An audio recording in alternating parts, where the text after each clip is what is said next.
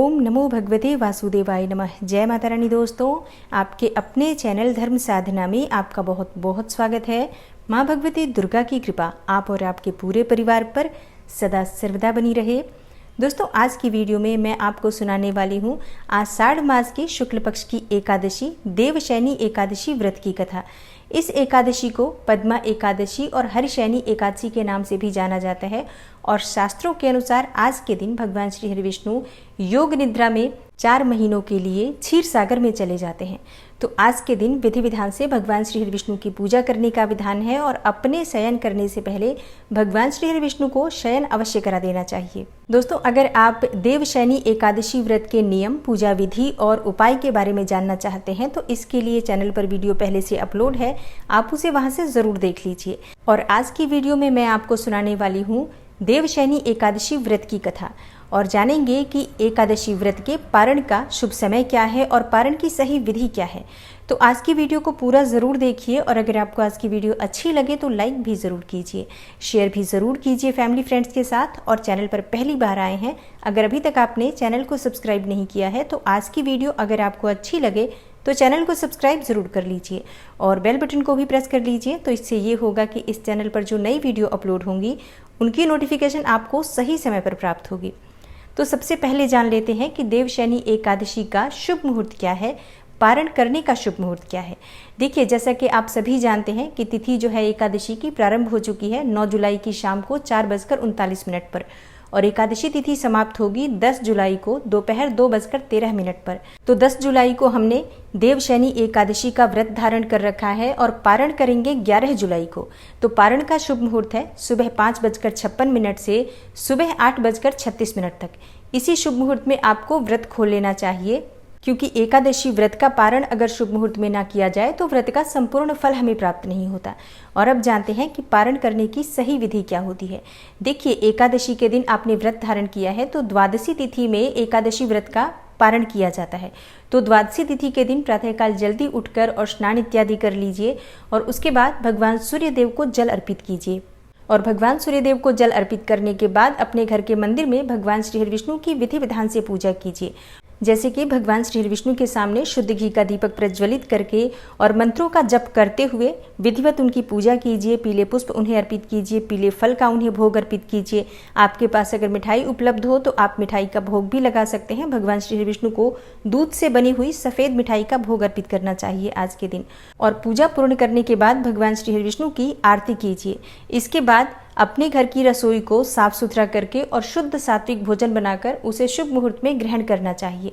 दोस्तों, एकादशी व्रत का जब आप भोजन तैयार कर रहे हैं अपने पारण के लिए तो उस भोजन में किसी भी प्रकार से लहसुन प्याज का प्रयोग नहीं करना है, मसूर की दाल का भी प्रयोग नहीं करना है। मूली, बैंगन, टमाटर, साग इत्यादि चीज़ें एकादशी व्रत के पारण में हमें नहीं खाना चाहिए।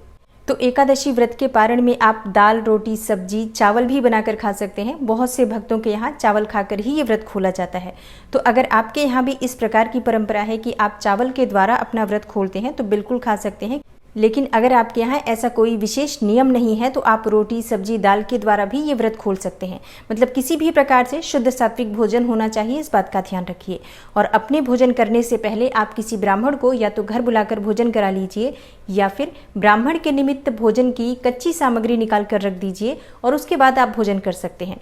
और हाँ, जब आप ब्राह्मण के निमित्त दान की सामग्री निकाल रहे हैं तो इसमें आपको दक्षिणा स्वरूप कुछ पैसे अवश्य रखने चाहिए।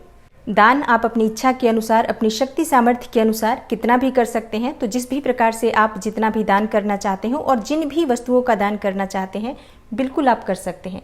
आज के दिन दान हमें किसी ब्राह्मण को देना चाहिए और इसके अलावा आप किसी ज़रूरतमंद को भी दान कर सकते हैं।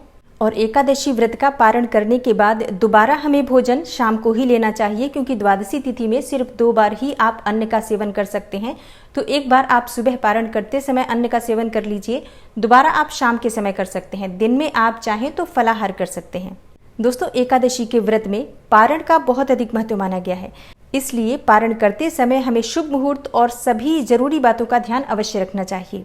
और अब श्रवण करते हैं देवशयनी एकादशी व्रत की कथा। तो सर्वप्रथम अपनी आंखें बंद करके भगवान श्री हरि विष्णु का मन में ध्यान कीजिए। हृदय में भगवान श्री हरि विष्णु और माँ लक्ष्मी को संयुक्त रूप से विराजमान कीजिए और उसके बाद ओम लक्ष्मी नारायणाय नमः इस मंत्र का उच्चारण करने के बाद श्रद्धापूर्वक प्रेम पूर्वक इस कथा का श्रवण कीजिए। धर्मराज युधिष्ठिर ने कहा, हे केशव, आषाढ़ शुक्ल एकादशी का क्या नाम है? इस व्रत के करने की विधि क्या है और किस देवता का पूजन किया जाता है? श्री कृष्ण कहने लगे कि हे युधिष्ठिर, जिस कथा को ब्रह्मा जी ने नारद जी से कहा था वही मैं तुमसे कहता हूँ। एक समय नारद जी ने ब्रह्मा जी से यही प्रश्न किया था। तब ब्रह्मा जी ने उत्तर दिया कि हे नारद, तुमने कलयुगी जीवों के उद्धार के लिए बहुत उत्तम प्रश्न किया है, क्योंकि देवशयनी एकादशी का व्रत सब व्रतों में उत्तम है। इस व्रत से समस्त पाप नष्ट हो जाते हैं और जो मनुष्य इस व्रत को नहीं करते वे नरकगामी होते हैं।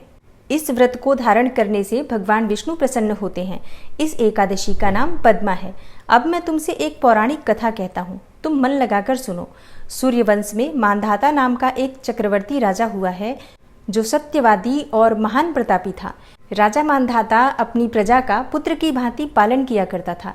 उसकी सारी प्रजा धन धान्य से भरपूर और सुखी थी। उसके राज्य में कभी अकाल नहीं पड़ता था। एक समय उस राजा के राज्य में 3 वर्ष तक वर्षा नहीं हुई और अकाल पड़ गया। प्रजा अन्न की कमी के कारण अत्यंत दुखी हो गई। अन्न के न होने से राज्य में यज्ञ आदि भी बंद हो गए। एक दिन प्रजा राजा के पास आकर कहने लगी कि हे राजा, सारी प्रजा त्राही त्राही पुकार रही है, क्योंकि समस्त विश्व की सृष्टि का कारण वर्षा है। वर्षा के अभाव से अकाल पड़ गया है और अकाल से प्रजा मर रही है। इसलिए हे राजन, कोई ऐसा उपाय बताओ जिससे प्रजा का कष्ट दूर हो। राजा मांधाता कहने लगे कि आप लोग ठीक कह रहे हैं, वर्षा से ही अन्न उत्पन्न होता है और आप लोग वर्षा न होने से अत्यंत दुखी हो गए हैं। मैं आप लोगों के दुखों को समझता हूँ। ऐसा कहकर राजा कुछ सेना साथ लेकर वन की तरफ चल दिया। वह अनेक ऋषियों के आश्रम में भ्रमण करता हुआ अंत में ब्रह्मा जी के पुत्र अंगिरा ऋषि के आश्रम में पहुंचा। वहां राजा ने घोड़े से उतरकर अंगिरा ऋषि को प्रणाम किया। मुनि ने राजा को आशीर्वाद देकर कुशल क्षेम के पश्चात उनसे आश्रम में आने का कारण पूछा। राजा ने हाथ जोड़कर विनीत भाव से कहा कि हे भगवान, सब प्रकार से धर्म पालन करने पर भी मेरे राज्य में अकाल पड़ गया है। इससे प्रजा अत्यंत दुखी है। राजा के पापों के प्रभाव से ही प्रजा को कष्ट होता है, ऐसा शास्त्रों में कहा है। जब मैं धर्मानुसार राज्य करता हूँ तो मेरे राज्य में अकाल कैसे पड़ गया, इसके कारण का पता मुझको अभी तक नहीं चल सका। अब मैं आपके पास इसी संदेह को निवृत्त कराने के लिए आया हूँ। कृपा करके मेरे संदेह को दूर कीजिए, साथ ही प्रजा के कष्ट को दूर करने का कोई उपाय बताइए। इतनी बात सुनकर ऋषि कहने लगे कि हे राजन, यह सतयुग सब युगों में उत्तम है। इस युग में धर्म चारों चरणों में सम्मिलित है, अर्थात इस युग में धर्म की सबसे अधिक उन्नति है। लोग ब्रह्म की उपासना करते हैं और केवल ब्राह्मणों को ही वेद पढ़ने का अधिकार है। ब्राह्मण ही तपस्या करने का अधिकार रख सकते हैं, परंतु आपके राज्य में एक शूद्र तपस्या कर रहा है। इसी दोष के कारण आपके राज्य में वर्षा नहीं हो रही है। इसलिए यदि आप प्रजा का भला चाहते हो तो उस शूद्र का वध कर दो। इस पर राजा कहने लगा कि महाराज, मैं उस निरपराध तपस्या करने वाले शूद्र को किस तरह मार सकता हूँ? आप इस दोष से छूटने का कोई दूसरा उपाय बताइए। तब ऋषि कहने लगे कि हे राजन, यदि तुम अन्य उपाय जानना चाहते हो तो सुनो। आषाढ़ मास के शुक्ल पक्ष की पद्मा नाम की एकादशी का विधि पूर्वक व्रत करो। व्रत के प्रभाव से तुम्हारे राज्य में वर्षा होगी और प्रजा सुख प्राप्त करेगी, क्योंकि इसी एकादशी का व्रत सब सिद्धियों को देने वाला है और समस्त उपद्रवों का नाश करने वाला है। इस एकादशी का व्रत तुम प्रजा, सेवक तथा मंत्रियों सहित करो। मुनि के इस वचन को सुनकर राजा अपने नगर को वापस आया और उसने विधि पूर्वक पद्मा नामक एकादशी का व्रत किया। उस व्रत के प्रभाव से वर्षा हुई और प्रजा को सुख पहुंचा। अतः इस मास की जो एकादशी है उसका व्रत सब मनुष्यों को करना चाहिए। यह व्रत इस लोक में भोग और परलोक में मुक्ति देने वाला है। इस कथा को पढ़ने और सुनने से मनुष्य के समस्त पाप नाश को प्राप्त हो जाते हैं। तो प्रेम से बोलिए, श्री लक्ष्मी नारायण की जय, एकादशी माता की जय। जय जय श्री राधे, जय श्री कृष्णा। देवशयनी एकादशी के दिन विधि विधान से भगवान श्री हरि विष्णु के साथ माँ लक्ष्मी की आराधना करनी चाहिए। भगवान श्री हरि विष्णु को आज के दिन पीले पुष्प अर्पित करें और माँ लक्ष्मी को लाल पुष्प अर्पित करें। और देवशयनी एकादशी के दिन भगवान श्री हरि विष्णु को मखाने की खीर बनाकर उसमें केसर डालकर और तुलसी पत्ता डालकर अर्पित करना चाहिए। भगवान श्री हरि विष्णु के समक्ष बैठकर विष्णु सहस्त्रनाम का पाठ करना चाहिए और माँ लक्ष्मी की प्रसन्नता के लिए, माँ लक्ष्मी की कृपा के लिए श्री सूक्त या कनक धारा का पाठ करना चाहिए। और अगर आपके पास इतना समय नहीं है तो एक बहुत ही छोटा सा मंत्र है, इस मंत्र के जप करने से अखंड सौभाग्य की प्राप्ति होती है, धन ऐश्वर्य की प्राप्ति होती है, संतान प्राप्ति में आ रही बाधाएं दूर होती हैं और विवाह में आ रही बाधाएं भी दूर होती हैं। मतलब ये एक मंत्र जो आपकी सभी मनोकामनाओं को पूर्ण करता है और वो मंत्र है ओम लक्ष्मी नारायणाय नमः। इस मंत्र का आज अधिक से अधिक जप करना चाहिए।